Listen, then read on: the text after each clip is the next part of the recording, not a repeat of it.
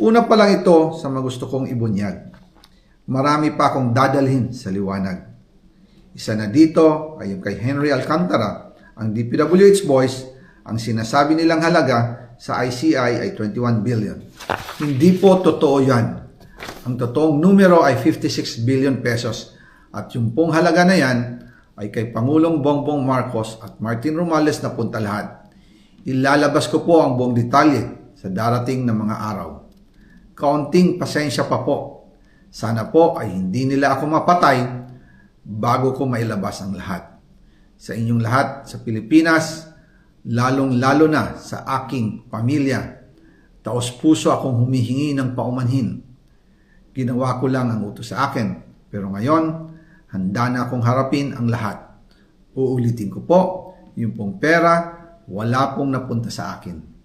Dumaan lang po ang pera sa akin para i-deliver kay Speaker Martin Romales at Pangulong Marcos. Salamat sa inyong pag-unawa.